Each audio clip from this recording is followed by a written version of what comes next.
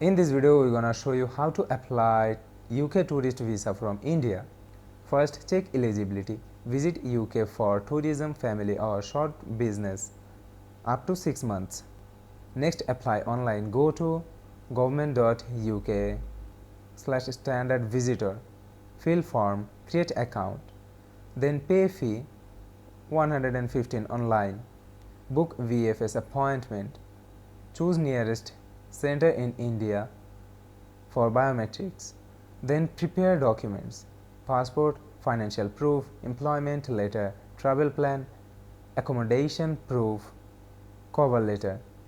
After that, attend appointment, submit biometrics and documents, then wait for decision. 15 days standard, 5 days priority. And the last one is travel. Check visa dates and conditions, carry documents. So that's how you can apply UK visa from India.